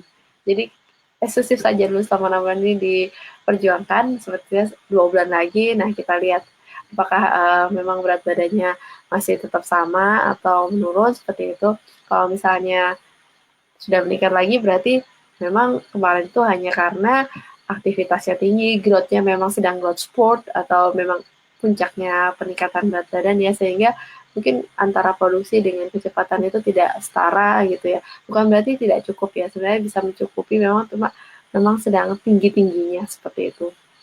Jadi ibu tetap percaya diri saja selama ASI cukup, indikatornya sudah terpenuhi, sudah tidak masalah, tidak perlu memberikan susu formula lagi seperti itu. Tapi kalau misalnya nanti di usia setelah 6 bulan ternyata yang berat badannya masih menurun, nah itu bisa dikonsultasikan lagi ke dokter susu formula apa yang cocok, apakah soya, apakah yang lainnya, ataukah susu berbasis sapi seperti itu nanti bisa dikondisikan lagi. Yang penting adalah kita fokus untuk memberikan ASI saja dulu sampai 6 bulan, tinggal 2 bulan lagi, tetap semangat. Kurang lebih itu ya Mbak ya. Ya. Kemudian pertanyaan kedua, adakah perbedaan dari kandungan ASI si ibu? Jadi terkadang melihat ada salah satu bayi yang ASI eksklusif, dia memiliki badan yang besar, tapi ada satu bayi yang satu lagi bayinya kurus, itu apakah ada perbedaan dari ASI si ibu atau bagaimana? Jadi besar atau kecil badan bayi itu bukan hanya ditentukan dari jumlah makan, tapi juga genetik atau gen. Jadi dari keluarga itu sangat berpengaruh pastinya, karena itu ya DNA kita ibaratnya kan, semua dari ujung rambut sampai ujung kaki itu DNA diturunkan dari orang tua, seperti itu. Kalau ibunya kecil badannya biasanya anaknya ya nggak jauh-jauh gitu, tapi dia juga bapaknya, misalnya tuh ibunya kecil kok anaknya gendut gitu, lihat bapaknya atau lihat atasnya lagi kakek dan neneknya seperti itu. Bisa juga seperti itu ya, jadi mungkin ibunya kecil kok bisa anaknya gendut gitu ya. Nah, lihat dulu bapaknya siapa tahu cabi gitu, gemuk, agak berisi seperti itu bisa juga akan berdampak gitu. Jadi nggak hanya kandungan ASI, ini bukan hanya bicara kandungan ASI tapi juga genetik ya dari kedua orang tua seperti itu. Jadi bukan hanya ASI sih. Ya, emang kadang orang Indonesia seperti itu ya gitu Iya, ngelihatnya badan banding-bandingin ya. kecil, suka banding-banding gitu. Ya, Ya, selama bayinya sehat, selama sesuai dengan grafik antara berat badan per umurnya baik, kemudian tinggi badannya juga per umurnya baik, berarti bayi itu sehat gitu. Jadi bayi sehat itu kan bukan berarti bayi yang gemuk, gempal-gempal seperti itu, tapi bayi yang sesuai dengan standar KMS atau apa ya, kartu menuju sehat ya, atau grafiknya WHO seperti itu. Jadi bayi yang sehat itu menurut grafik, jangan jangan menurut mata meter, mata meter. Jadi ukuran matanya bukan pakai ukuran mata, tapi pakai grafik, harus sifatnya harus objektif ya. Jadi selama bayi Anda itu sesuai bayi ibu sesuai dengan grafik ya, perkembangannya naik sesuai dengan grafik, atau ini pokoknya intinya ada di titik meskipun di bawah sedikit gitu ya, masih ada di bawah sedikit dari garis hijau, itu tidak masalah gitu. Jadi tidak perlu benar-benar median gitu, nggak perlu benar-benar tengah gitu, tapi agak terus sedikit pun selama naik terus itu tidak masalah seperti itu. oke. Itu masuk bayi sehat gitu. Iya. Dan kemudian pertanyaan berikutnya, payudara bengkak saat anak baru lahir Hmm. sehingga menyebabkan demam pada ibu, Iya. dan dokter mengatakan ada infeksi. Itu Oh, bagaimana? Kemudian pada saat itu anak menolak untuk menyusui, menolak untuk apa namanya menyedot payudara. Ya itu bagaimana, Mbak?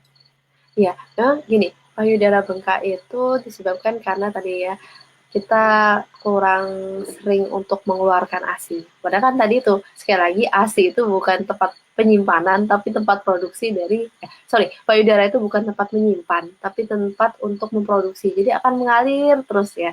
ASI itu dikeluarkan dari sel-sel penghasil ASI ya di daerah payudara itu. Nah, oleh karena itu memang harus dikeluarkan secara rutin atau teratur. Kalau bayinya tidak mengisap, maka harus diperah atau dipompa seperti itu. Nah, sekarang posisi ibu memang sedang dalam keadaan bengkak. Lalu bagaimana? Nah, biasanya kalau dalam kondisi bengkak, muncratnya itu kuat.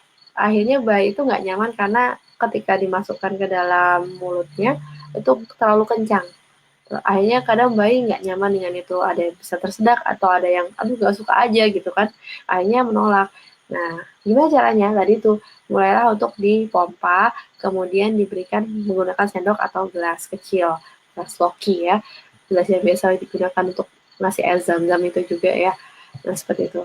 Terus kemudian badan sekarang posisinya hangat gitu ya, selama tidak ada nanah, selama masih bengkak saja, maka proses pengkompresan dan proses mengeluarkan ASI saja itu sudah cukup.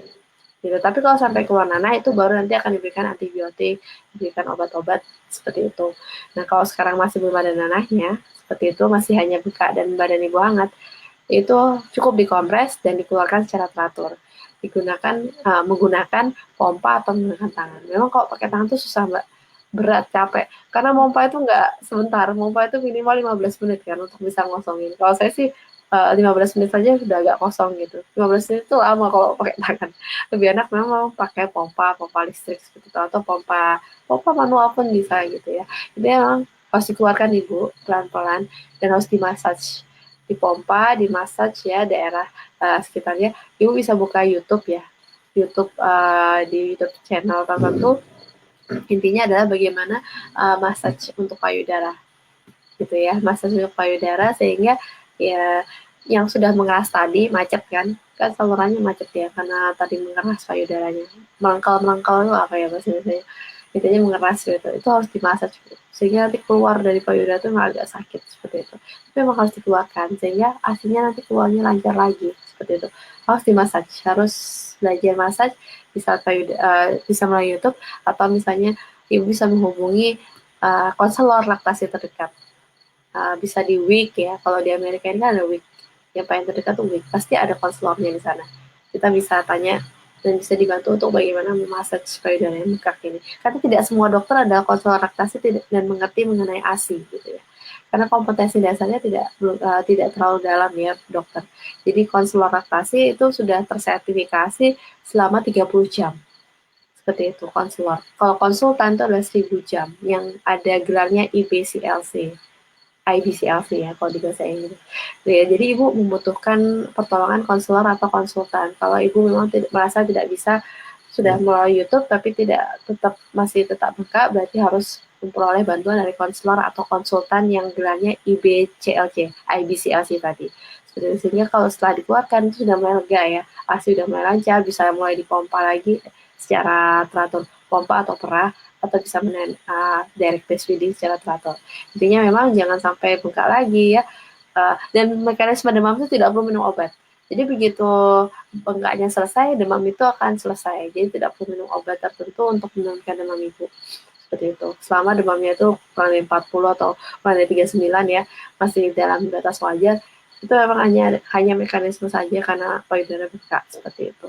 Jadi intinya sekarang saat ini belajar untuk memerah atau mengeluarkan ASI yang tadi ya menyebabkan bengkak tadi, sehingga ASI itu bisa keluar lancar, bisa mulai nenen lagi atau mompa lagi secara teratur sambil dikompres juga seperti itu. Berikutnya, kadang bayi yang menerima ASI saja sudah tidak buang air berhari-hari. Apakah ini normal? Kemudian apa penyebabnya? Dan normalnya ini bisa dikatakan normal itu sampai berapa hari? Ya, yang tadi saya katakan ya atau sebutkan sebelumnya bahwa memang ASI itu karena memang kandungannya sangat baik ya, dan Allah memang sudah menciptakan ini memang makanan yang paling baik, yang paling gizinya lengkap, sehingga memang hanya sedikit yang disisakan. Jadi seluruhnya itu bisa diserap secara maksimal, zat gizi dan energinya seluruhnya itu bisa diserap maksimal, sehingga sisanya sedikit, sehingga memang bayi ASI itu tidak selalu setiap hari BAB-nya. Kalau misalnya menurut pengamatan saya biasanya maksimal 5 hari ya. 5 hari itu sudah pol istilahnya. Kalau sudah seminggu itu memang harus dibawa ke dokter. Nanti kalau misalnya masih 3 hari, 4 hari itu masih normal. Banyak sekali bayi-bayi ASI eksklusif yang memang BAB-nya 3 sampai 4 hari sekali dan itu tidak masalah. Sebenarnya selama yang lainnya seperti buang air kecil, kalau buang air kecil pasti ya, setiap hari 5 sampai 6 kali itu pasti. Selama masih buang air kecil 5 sampai 6 kali sehari, kemudian selama berat badannya masih sesuai KMS atau grafik, itu berarti masih normal-normal saja ketika BAB-nya itu tidak setiap hari atau biasanya 3 sampai 4 hari sekali. Maksimal 5 hari lah. Kira-kira Mbak itu, ini pertanyaan dari saya masih berhubungan dengan pertanyaan barusan. Itu ada nggak hubungannya dengan makanan si ibu gitu, sehingga dia menyebabkan anaknya tidak buang air besar, terus ada nggak pantangan makanan si ibu yang bisa menyebabkan atau fatal buat si bayi gitu? Nah, jadi tidak ada pantangan untuk ibu menyusui selama ibu tidak alergi terhadap makanan tersebut. Kemudian tidak ada juga dampaknya ke BAB tadi seperti itu. Jadi belum ada yang sepengetahuan saya selama ini belum ada penelitian menunjukkan bahwa ketika ibu makan apa BAB-nya bayi jadi lancar gitu. Nah, makanan itu akan berdampak nanti setelah 6 bulan. Setelah ada namanya MPASI, maka MPASI. Nah, itu baru mulai deh dampak lainnya itu seperti makanan, antara makanan bayi yang dimakan dengan hal-hal lain seperti BAB, itu akan berhubungan kayak. Tapi selama masih ASI eksklusif saja, masih hanya menyusui ibu saja, ibu bebas makan. Ibu bebas makan apa saja, tidak ada pantangan selama tadi itu ibu tidak alergi terhadap makanan tersebut. Jadi nggak ada ceritanya nggak boleh makan sambal nanti asinya jadi merah atau pedas, tidak boleh minum es nanti bayinya jadi flu, karena ini bukan kulkas gitu ya. Jadi semuanya keluar ASI itu dalam suhu dalam suhu yang standar sesuai dengan standar bayi, jadi nggak perlu diangetin lagi kan ya, karena memang sudah hangatnya sudah disesuaikan dengan tubuh bayi sehingga bisa langsung diminum, jadi nggak perlu takut ibu minum es keluarnya es gitu.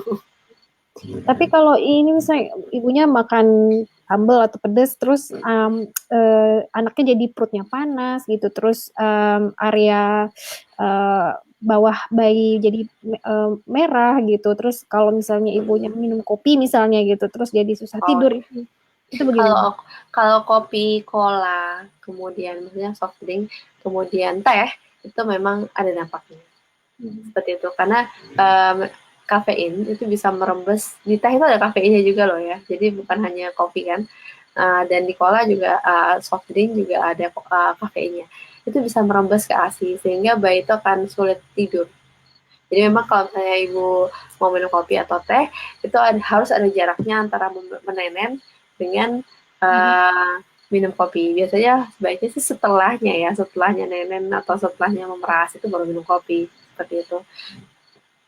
Ya, memang kalau untuk kopi, teh, dan cola iya, tapi kalau untuk sambal-sambalan tadi tidak ada dampak. Mungkin disebabkan hal lain ya waktu itu. Kebetulan saja memang setelah makan sambal terus bayinya jadi rash atau terjadi popok seperti itu tapi bukan karena sesungguhnya itu bukan karena ibu makan sambal gitu. Kemudian pertanyaan selanjutnya, apa bedanya menandakan bayi yang lapar dan titing pada bayi? Lapar dan apa mbak? Titing, Titing. titing, gatal gusi. Oh, oh titik. Oh iya iya iya. Ya, titing. Membedakan bayi yang lapar dengan titing atau gatal besi. Oke, jadi tadi seperti yang saya sebutkan ya, bahwasanya bayi lapar tuh bukan hanya berkaitan dengan mulutnya, tapi juga gerakan-gerakannya. Tadi kita buka lagi saja slide-nya, tanda-tanda bayi lapar. Tadi ya. Nah, di slide nomor 19 ya. Jadi bukan hanya terkait dengan mulut, tapi juga ada gerakan mengisap dengan mulut, kemudian memutarkan kepalanya ke arah payudara. Itu kan tidak ada kaitannya dengan gusi atau titing ya, seperti itu. Kemudian yang terakhir pasti menangis gitu ya. Dan kemudian yang lain lagi, ibu merasakan payudara penuh itu tidak ada hubungannya dengan titing atau gusi. Jadi kita kembali merujuk ke tanda-tanda bayi lapar tadi, sehingga kita bisa membedakan antara tadi ya yang gusi tadi itu ibu sebut titing tadi dengan bayi lapar gitu. Kembali saja merujuk ke sini. Jadi bukan hanya terkait dengan mulut, tapi juga gerakan-gerakan lainnya seperti ketika kita menaruh bayi di bahu kita, bayi mulai pengen ke arah-arah payudara seperti itu. Kemudian gerakan-gerakan lainnya yang merupakan tanda-tanda dari bayi lapar seperti itu. Dan yang paling terakhir pastinya menangis dan payudara penuh gitu. Jadi itu sudah bisa menjadi pegangan lah buat ibu untuk membedakan, insya Allah. Ini pertanyaan untuk sister yang punya anak lebih dari usia 2 tahun. Beda 2 tahun ya? Ya, jadi pertanyaannya, jadi saya masih menyusui anak saya sampai saat ini 2,5 tahun. Dan apakah apakah benar kualitas ASI kalau di atas 2 tahun sudah tidak bagus. Kemudian jika anak sudah makan tambahan dan menyusui hanya untuk saat tidur saja gitu. Pada saat untuk tidur saja. Nah, itu karena dia sudah usia 2 tahun, jadi menyusuinya hanya pada saat tidur seperti itu ya? Iya. Kurang lebih seperti itu. Nah, memang ASI itu tidak bisa memenuhi lagi kebutuhan selama setelah usia 6 bulan gitu. Jadi bukan lagi sesuatu yang super lagi, tapi harus didampingi seperti itu. Nah, pada saat usia 2 tahun otomatis kalau dibandingkan dengan kualitas ASI itu sebenarnya memang disesuaikan dengan umur gitu ya. Bukan menurun, tapi memang pada saat umur tersebut dibutuhkan zat A, B, C dengan komposisi sekian. Jadi beda memang antara komposisi ASI pada saat ibu baru melahirkan dengan bayi yang usianya 6 bulan dengan bayi yang usianya 1 tahun itu berbeda gitu. Bukan menurun kualitasnya, tapi kualitasnya disesuaikan dengan usia bayi seperti itu. Nah, untuk usia 2 tahun pastinya berbeda kualitasnya dengan bukan kualitasnya, komposisinya berbeda pastinya antara ASI anak usia 2 tahun dengan bayi yang usianya masih 1 bulan seperti itu. Jadi bukan menurun kualitasnya, tapi memang disesuaikan komposisinya dengan usia bayi. Oleh karena itu, kenapa adanya makanan pendamping ASI ini, karena memang tidak bisa lagi mengikuti ya kecepatan pertumbuhan yang dari bayi seperti itu. Kebutuhannya segini, dari ASI hanya cukup sekian karena cair kan ya. ASI itu cair jadi cepat gampang penuh seperti itu dibandingkan dengan padatan gitu ya, itu lebih berenergi dan memang itu yang memang lebih dibutuhkan pada saat proses pembangunan tubuh seperti itu. Jadi memang bukan menurun kualitasnya, tapi memang disesuaikan komposisinya dengan usia. Kemudian apa Mbak, tadi penyusunya hanya pada saat mau tidur itu tidak masalah. Karena tadi itu sudah ada makanan pendamping ASI, jadi sedikit demi sedikit memang mayoritas makanannya itu jatuh pada makanan padat, bukan lagi makanan cair. Jadi tidak masalah mau hanya pada saat tidur saja atau saat kapanpun selama ibu dan anak nyaman itu tidak masalah. Lalu pertanyaan berikutnya, bagaimana mengatasi puting yang lecet, tapi payudara tersebut harus tetap dihisap oleh bayi gitu? Oke, nah puting yang lecet tadi saya sarankan untuk pakai nipple cream ya. Ada banyak sekali yang dijual di sana. Jadi sambil memperbaiki posisi dan pelekatan dari proses menyusui. Jadi jangan sampai kita teruskan aja posisi kemampuan kita untuk menyusui itu dengan seperti itu. Akhirnya lecetnya akan tadi itu sampai nanti akan berdarah, kemudian keluar nanah. Kalau sudah keluar nanah tidak boleh dulu ya untuk memberikan ASI seperti itu. Nanti nanahnya bisa tertelan kan seperti itu, atau darahnya bisa tertelan gitu. Jadi kalau masih lecet saja tidak masalah diberikan nipple cream, dan nipple cream itu biasanya tidak masalah ketika memang bayi mau minum susu ya nenek aja. Jadi nipple cream itu tidak tidak tidak merupakan bagian yang bisa membatalkan ASI eksklusif karena itu bagian dari obat. Dan itu juga memang sudah pasti disesuaikan zatnya sehingga aman ketika bayi menjilat-jilat ya, menjilat-jilat nipple cream tersebut. Dan puting yang lecet itu tidak usah dibersihkan dengan sabun terus-menerus, itu bahkan akan membuat lecet. Jadi cukup obatnya nipple cream dan juga ASI yang keluar dari ibu. Jadi ASI yang keluar dari ibu itu dioleskan di bagian sekitar yang lecet, itu akan lebih cepat mempercepat penyembuhannya. Dan tadi itu tetap saja boleh menyusui selama puting lecet, tapi harus memperbaiki posisi dan pelekatannya. Karena puting lecet kan itu pasti ada sebabnya ya, nggak mungkin nggak ada sebabnya. Kalau diteruskan seperti itu ya luka terus akhirnya nggak bisa menyusui lagi. Jadi memang perlu sekali untuk belajar proses pelekatan dan posisi menyusui yang benar. Gitu. Jadi boleh menyusui selama lecet, tapi sambil belajar dan memperbaiki posisi dan pelekatan. Gimana caranya? Tadi itu bisa melalui YouTube atau bisa ke WIC ya, menghubungi konselor laktasi atau konsultan laktasi terdekat. Ada lagi selain WIC itu adalah Lali Cilik. Kalau di Amerika ini LLL, Lali Cilik. Jadi LLL itu bisa membantu untuk mengarahkan ibu ke konsultan terdekat, konsultan menyusui terdekat, IBCSI terdekat. Kalau di Indonesia ada AIMI ya, Asosiasi Ibu Menyusui Indonesia. Kalau di Amerika ini organisasinya namanya LLL. Kalau yang mau melalui organisasi pemerintah itu adalah WIC, Women Infant and Child. Jadi boleh ya ibu lecet ini menyusui, ibu boleh sekali tetap semangat seperti itu, tapi harus juga disertai dengan peningkatan kemampuan perbaikan proses posisi dan pelekatan pada saat menyusui. Ini ada 2 penanya terakhir. Saya gabung aja boleh nggak, Mbak? Boleh. Oke.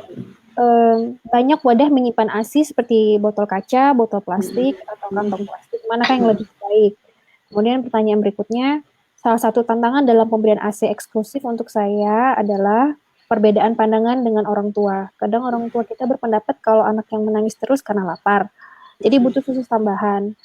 Bagaimana cara memberikan pandangan atau pengertian pada orang tua tanpa mengajari? Oh iya.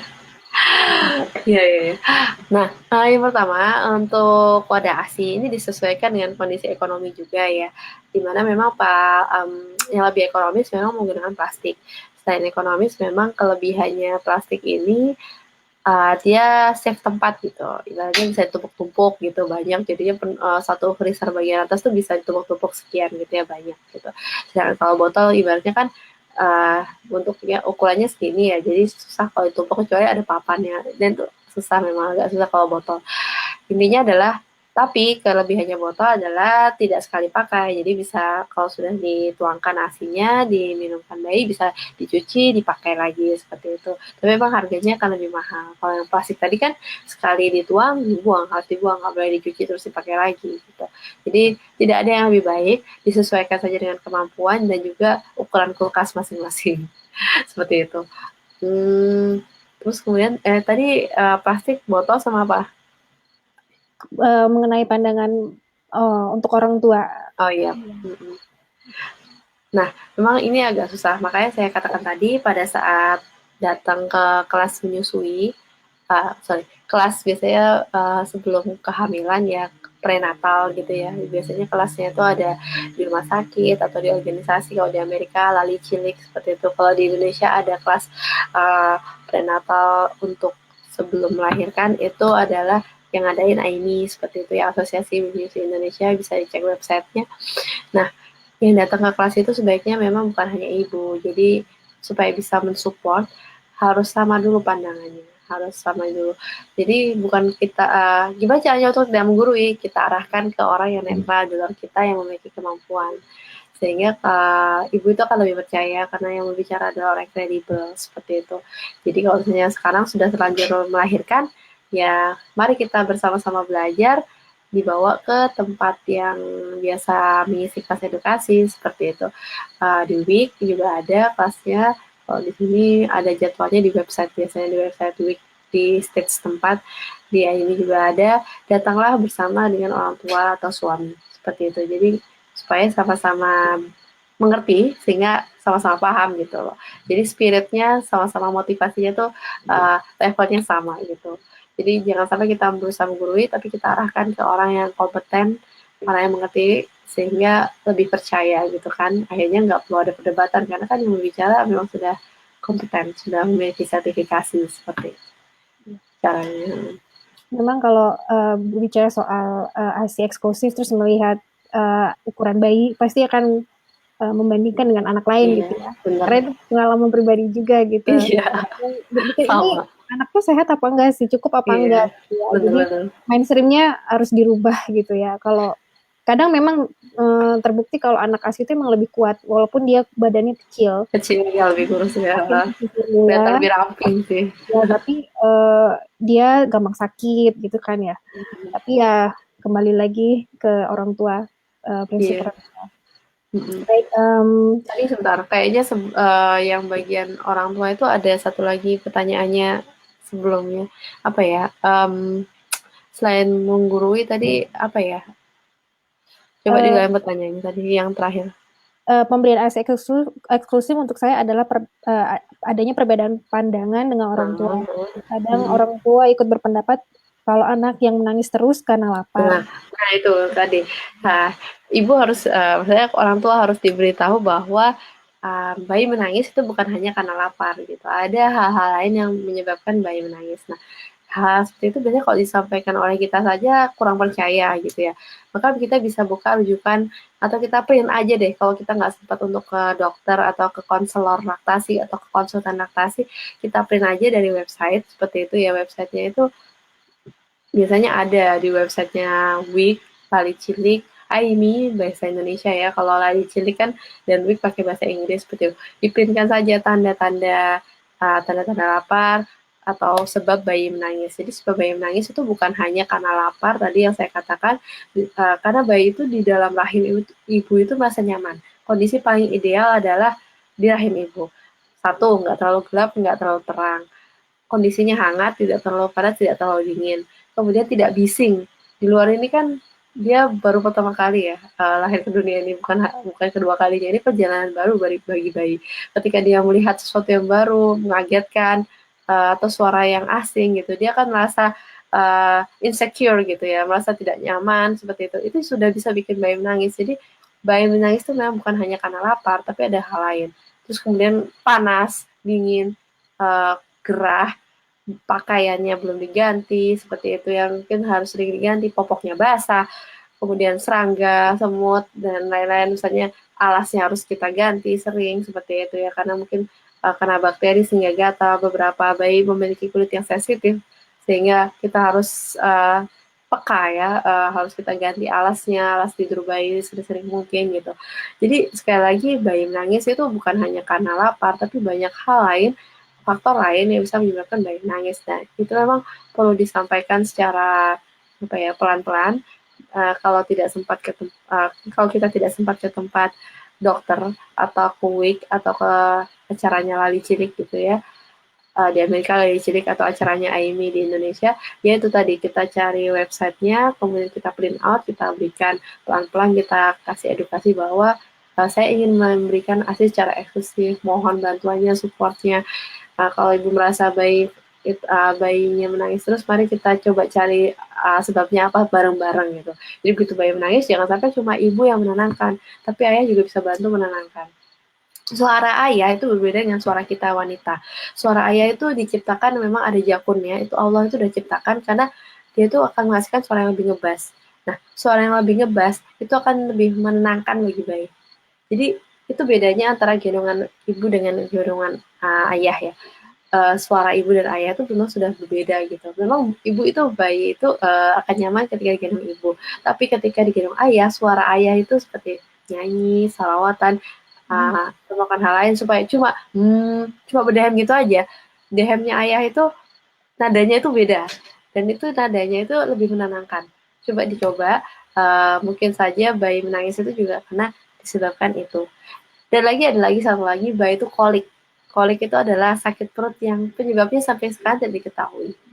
Nah, bisa menjadi gas, karena ada gas seperti itu ya.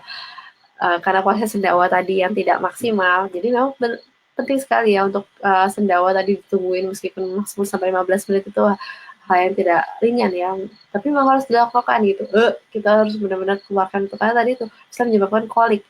Nah, pada saat kolik ini biasanya pun itu pada saat-saat jam kritis. Sama-sama semuanya pada ngantuk, lelah, biasanya tengah malam sampai pagi. Antara itu, pokoknya jam 3, jam 4, jam 2, ini pada saat semua orang lelah dan emosional gitu kan. Sudah, kasih aja sesuatu lainnya gitu kan. Padahal sebabnya bukan karena lapar, bayi itu menangis, tapi memang karena sakit perut gitu. Nah, memang caranya gimana? Itu ada cara khusus. Ada namanya posisi untuk mengurangi rasa nyeri pada yang disebabkan karena kolik. Itu bisa juga dilihat di YouTube. Gimana sih posisinya? Biasanya itu juga harus dibantu ayah. Jadi sekali lagi ASI eksklusif ini kesuksesannya bukan hanya ditentukan oleh ibu, tapi oleh orang-orang sekitar ibu. Kayak orang tuanya ibu, orang tuanya ayah, atau ibu mertua, bapak mertua, dan juga suami. Yang terdekat itu suami yang satu rumah. Karena tadi itu posisi pada saat untuk posisi membahat ibadah itu biasanya lebih berani itu ayah. Kalau ibu itu agak gimana ya, lembek gitu masih kan bayi itu. Jadi ayah tuh akan lebih berani dibandingkan dengan ibu. Posisi itu nanti harus dipelajari melalui YouTube biasanya, bisa dilihat. Jadi bayi menangis sekali lagi, apalagi umur-umur awal, itu bisa disebabkan juga karena kolik. Jadi 0 sampai 4 bulan tuh antara itu biasanya ada yang namanya kolik, sakit perut, sehingga menyebabkan bayi menangis. Nah itu juga. Jadi sekali lagi nangis itu bukan hanya tanda lapar, tapi banyak sekali faktor-faktornya. Dan itu memang sekali lagi ya, saya bilang tadi, kita harus satu level ketika bicara dengan ibu gitu. Kalau kita udah beda levelnya, maka kita isi dulu ibu dengan pengetahuan yang sama melalui apa? Bisa melalui internet, ya, bisa melalui print out yang bahan-bahan internet, maupun tadi kita bawa ke orang yang lebih kompeten untuk berbicara seperti itu, sehingga ibu akan merasa oh gitu ya, gitu ya. Jadi nggak merasa digurui oleh kita gitu, tapi memang yang berbicara adalah orang yang kompeten yang sudah memiliki sertifikasi di bidang laktasi seperti itu. Ya, Kate, terima kasih Mbak Umu Sama-sama. materi yang disampaikan pada hari ini. Topiknya sangat menarik dan bermanfaat. Sebelum saya tutup, saya akan membacakan sedikit summary dari materi yang sudah disampaikan hari ini, yaitu IMD atau inisiasi menyusui dini masih bisa dilakukan sampai umur 6 bulan bayi. Kemudian ASI bisa diteruskan sampai 22 tahun atau lebih sesuai dengan keinginan ayah dan ibu dan anak. Kemudian ASI eksklusif diberikan selama 6 bulan itu tanpa diberikan air atau cairan apapun, termasuk makanan atau buah. Kemudian memberikan ASI merupakan pemberian sel-sel hidup yang mengandung DNA, hormon, sehingga akan menjadikan anak kuat serta tahan akan daya tahan tubuhnya. Kemudian ASI dapat meningkatkan kecerdasan, IQ, meningkatkan perkembangan emosi, kemudian meningkatkan SQ, meningkatkan bonding untuk pada anak dan ibu. Kemudian pada sisi ibunya manfaatnya adalah mencegah pendarahan, kemudian resiko anemia, kemudian menjadikan KB alami, kemudian mengecilkan rahim, mengurangi kemungkinan osteoporosis, kemudian praktis. Ini apa saja yang perlu diperhatikan pada saat untuk menyusui. Semakin sering kita melakukan menyusui kepada anak, maka itu akan semakin banyak yang keluar air ASI tersebut. Kemudian hormon prolaktin menekan fungsi indung telur agar bisa menyusui secara eksklusif. Kemudian hormon oksitosin merupakan hormon penting untuk mendapatkan untuk menambah jumlah ASI. Itu dapat dilakukan dengan cara rileks untuk si ibu, kemudian massage, kemudian meminta bantuan atau mendapatkan bantuan dari orang sekitar, ayah ikut menggendong anak salah satunya.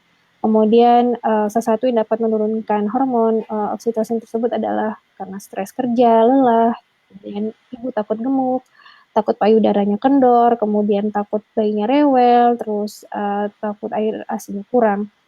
Kemudian posisi yang tepat salah satunya pada saat manusia salah satunya adalah postur badan ibu itu harus tegap dan bayi dan badan bayi menempel pada ibu dan posisi pelekatannya juga harus dilakukan secara tepat.